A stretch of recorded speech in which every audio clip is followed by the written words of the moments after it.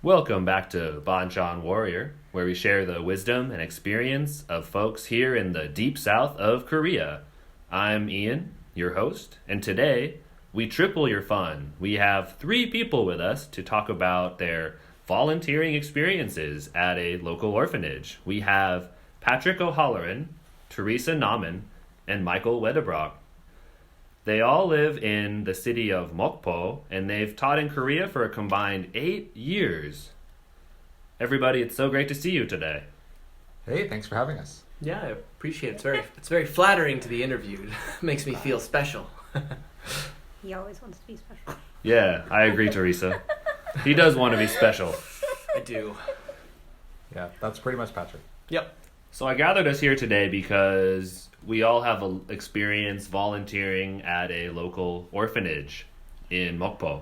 Yep, indeed. We're still doing it. You have sadly moved away. I know. I moved on to brown pastures. Brown? That's right. Theresa, you are the coordinator. You are in charge of the program. How did you get started volunteering at this orphanage? So I guess I've been in Korea for 4.5 years, and I started working there my second semester, so 4 years. The coordinators always reach out on Facebook in the Mokpo group, and they just say, we're looking for a teacher for a certain grade, and then you say, I'm interested.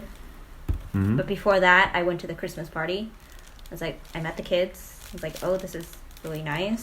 So my friend, Gio, he worked there, and so he kind of got me in. Mm-hmm. Yeah.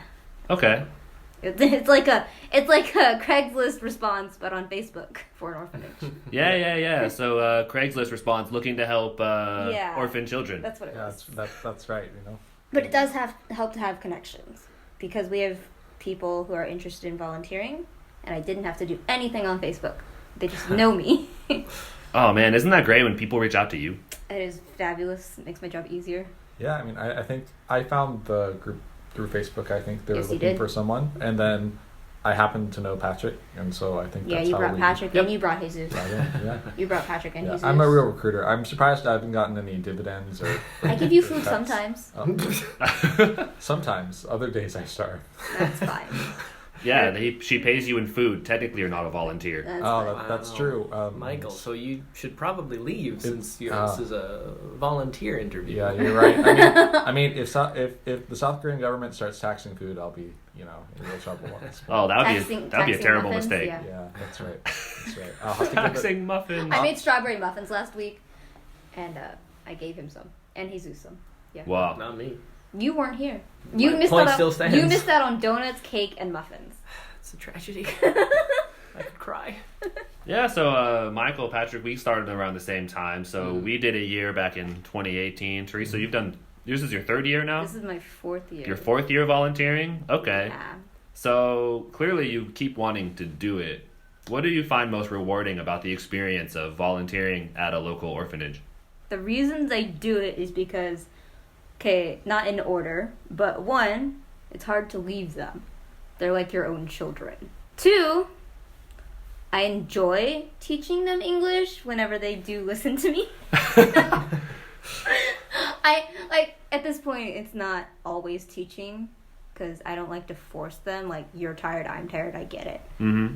But, my kids love playing Uno, and it gets really intense, and it's fun, I guess. That's a really important point that, and I've experienced this as well, is that I think working at the orphanage on those Monday nights is about more than just English teaching. You're For sure. you're bonding with them. It's not always about English. Mm-hmm. Yeah. And especially if you know the little babies, you're Oh. like another person in their world. Mm-hmm. Mm-hmm. So, I started in elementary girls, which was, on the 2nd floor, and in one of the rooms was, 3 or 4 kids that were, 2 to 3 years old. Mm. And so, they would always interrupt our classes and, sit in my lap and try to steal the snacks. So, it's a whole experience. It's not really always teaching. I think the biggest thing, even beyond the teaching is just showing that more people care, Yeah. and showing that even people different than them can care about them as well. Yeah. Because they live in Mokpo. It's Korea in and of itself is pretty homogenous. Mokpo even more so, and I just think it's a good idea to introduce them to different people, and everybody knows, quote unquote, that people are just people, but it's always good, even at a young age, for people to really understand that, like. Yeah, the exposure to foreigners is yeah, good because a lot of kids don't have that. Right. And so they're going to be more used to it. I think that's good. Yeah, Or the Christmas party even. They meet brand new people. Yeah. They're like, who are you? But they like jump all over them. Yeah. They're like more people to play with. Like, they're very happy and excited. Right. It sounds like you're saying that when we volunteer, they're getting a really positive experience of foreigners. So then when they meet new foreigners, they're less afraid and they just see them as another friend that they can make. Right. Yeah, I think that's definitely true. I mean, it's kind of interesting, right? Sometimes it's difficult to talk to people close to you about things that are really personal or things that you're having trouble with every day. But when someone outside and even someone different for you comes, it can be a lot easier. So I think that kind of having another person in their life gives them another opportunity to kind of not only interact with new people, but also lean on new people. But I also feel like the emos, the people who take care of them, a lot of their job is punishment. So like they're not going to have the same relationship with them than they do with us. Right. Because their job is different. And it's hard keeping, so many kids. We get to deal with substantially smaller classes. Like me, this past year I only had 4. Yeah. That's all, and so I could develop a bit of a closer relationship with them. Yeah, because you teach at a middle school and typically you have classes of like what, 30, 35? Yeah. Wow. Yeah.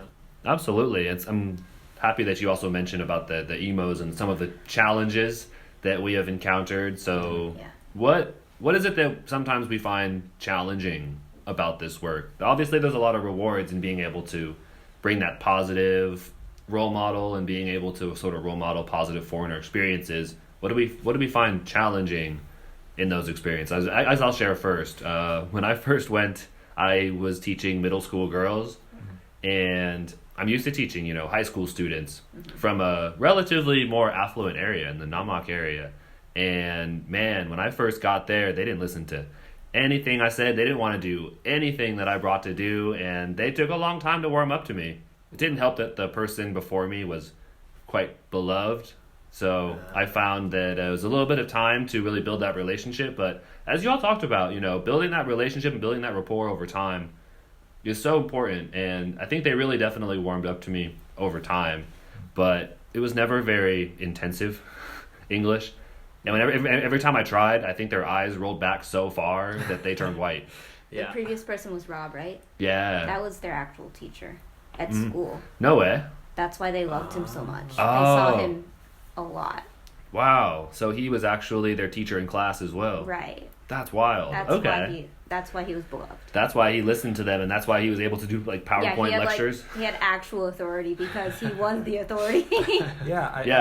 I think that just highlights, like, when you see them more, you're able to get closer to them and have a better rapport, and it makes managing students or working with them easier. But in our case, we meet them once a week.